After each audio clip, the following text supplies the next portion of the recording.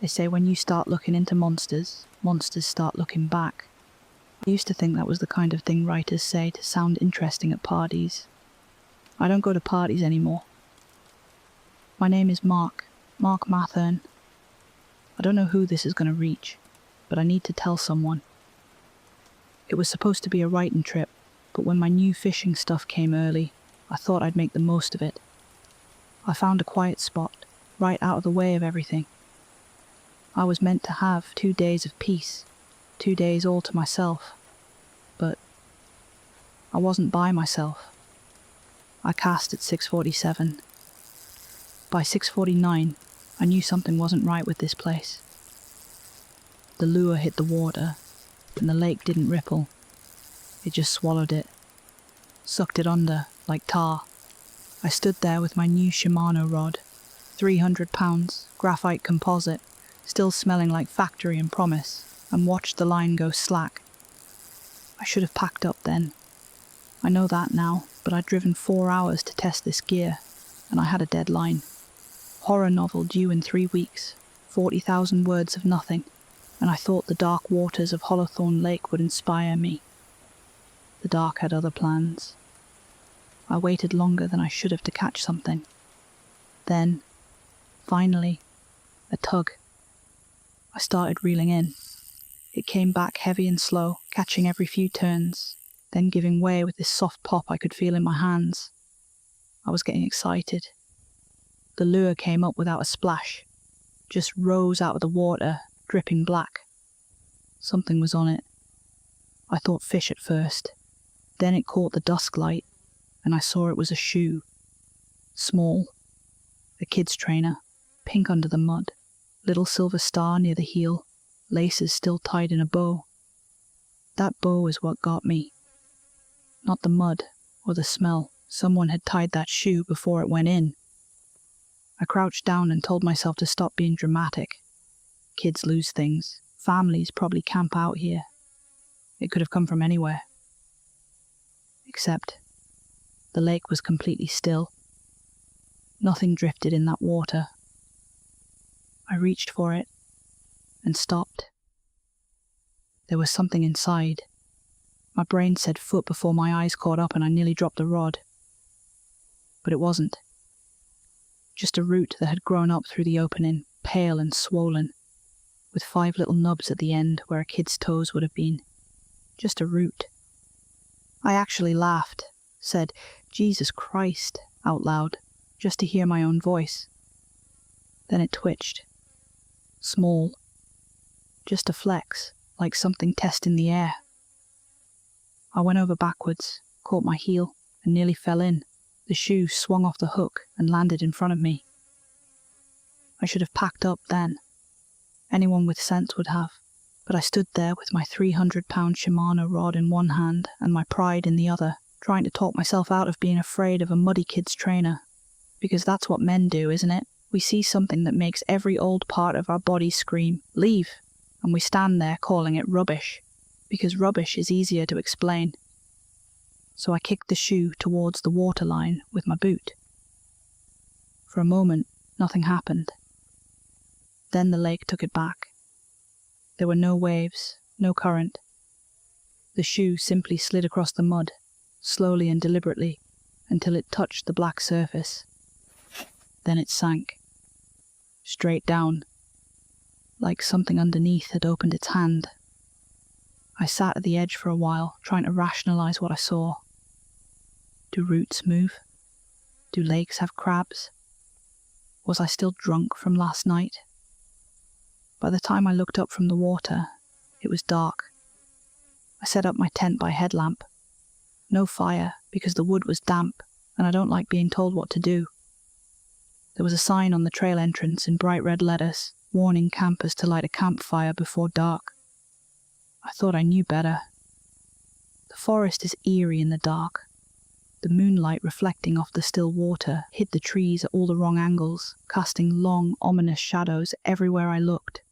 I almost didn't go for the pee I'd been holding since I sat down to fish. I braved it, quickly. I didn't go far. Just far enough that the tent was behind me and the trees gave me some privacy. That was the idea anyway. The problem with forests is they don't understand privacy. They watch you from every angle. I kept my headlamp pointed down, mostly because I didn't want to see anything staring back from between the trunks. The beam caught wet leaves, exposed roots, and patches of mud that looked darker than the rest. I was halfway through when something rustled to my left. I stopped, listened. Nothing. Then a branch snapped behind me. A proper snap too, not a twig under a rabbit, not the soft crackle of something small moving through dry leaves. This was weight. I turned so fast I nearly pissed on my boot. The headlamp beam swung through the trees, catching bark, moss, black gaps, and nothing else. "Hello?" I said, because apparently, when you're scared in the woods, your first instinct is to politely introduce yourself to whatever is about to ruin your night. No answer. Then the rustling came again, this time from the right. I spun towards it, heart kicking, but there was nothing there either, just the lake behind the trees, flat and black, reflecting the moon like a dead eye. For a second, I couldn't work out where the sound had come from. Left, right, behind me, everywhere except where I was looking. I finished quickly, zipped up with shaking hands, and told myself it was foxes, or deer, or whatever else people say, and they have no choice but to stay out there alone. Then, something moved directly in front of me. Just the dark between two trees shifting slightly, like it had taken one step back. I didn't wait to understand it. I turned and hurried back to the tent, trying very hard not to run, trying even harder not to look over my shoulder. I unzipped it, climbed in, zipped it again, trying to get my heart to slow. It's strange how paper-thin walls make you feel invincible. I opened the laptop, let the familiar glow of the screen settle my breathing, and started to write. For maybe 10 minutes, I almost convinced myself I was fine. Then I made the mistake of focusing on my own reflection in the black border of the display. My face, the canvas behind me, the sleeping bag to my left. The shape to my right.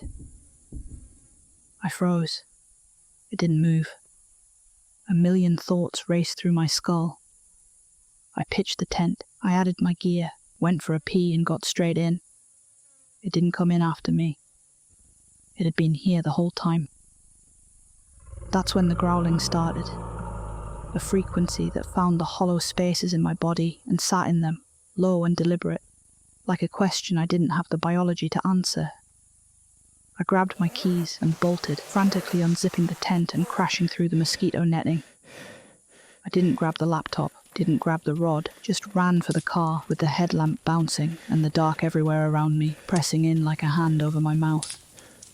Scrambled through the trees, branches snapping and cracking behind me. I could almost feel its warm, putrid breath on my neck.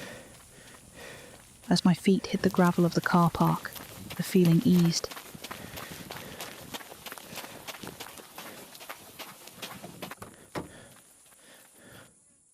The car didn't start the first time, the second time. The third turn it caught, and I slammed into reverse without looking. The headlights swept across the car park, and I saw it. It was standing at the tree line. The thing was bent over, long arms hanging to its knees, head twitching side to side like it was listening to a frequency I couldn't hear. It was pale, not white, pale like something that lives under stones, like something that never sees the sun. Its back was wrong, hunched and segmented, moving in sections like a centipede made of human spine. I didn't wait. I drove.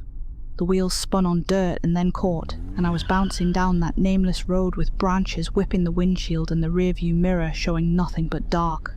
Absolute dark. I hit pavement at 11:59. Was in the centre of Corvus Vale shortly after. I'm at a 24-hour internet cafe called The Web, the one with a neon spider in the window. I'm typing this from booth 3. The coffee is burnt, and I'm shaking so hard the keys are clicking like teeth. Even this place is wrong. There's an unkempt woman in the corner talking to herself. I asked her if she was okay, but she started talking about herself in the collective plural, as if she were a system. Like, "We are fine. Leave us alone." Creepy. All my gear is back at that lake. The tent, the laptop, 300 pounds of graphite rod, the story I was supposed to write. I don't care about any of it. There's one thing I just don't understand. When I saw it bent over at the edge of those trees, its head came up. It looked at the car, at me, and its face. It didn't have one, just smooth skin where features should be, like a thumb pressed into dough. No eyes, no nose, no mouth. But it saw me. I know it saw me. And it was hungry. Not for meat, for something else. For the space I occupy. For the shape of me in the world. It's been an hour. My heart rate is almost back to normal. I told the lady running this place what I saw, and she just laughed and said, "Should have lit a fire," and walked away. The woman in the corner lifted her head when I mentioned the lake.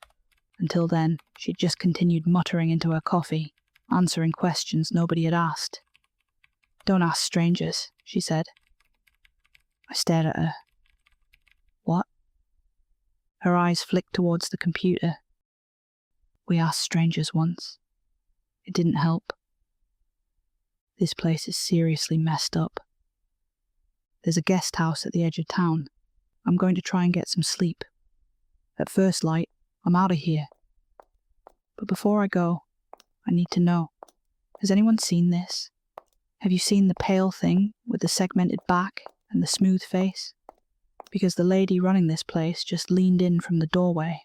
I didn't hear her come back. She's not laughing anymore. She wants to know why I'm asking about it, to strangers. She wants to know if it spoke to me. Hi everyone, thanks for listening. This story was written for Mark Matherne as part of his 3-month membership reward. Thanks so much for... I'm busy. Not reward Mark for his catastrophic camping failure. It's just a story. I'm sure he camps just fine in real life. Not anymore. What do you mean? He no longer has a tent. He doesn't have a tent anymore in the story, but... Or a 300-pound Shimano rod. Well, I wouldn't know about... Leaving a 300-pound rod is financially irresponsible. He was being chased by a faceless lake creature. That is not an excuse. Right. But again, thank you to Mark for supporting the channel. Mark may support the channel, but Mark does not support tent safety. That seems unfair. Anyway, thank you again, Mark.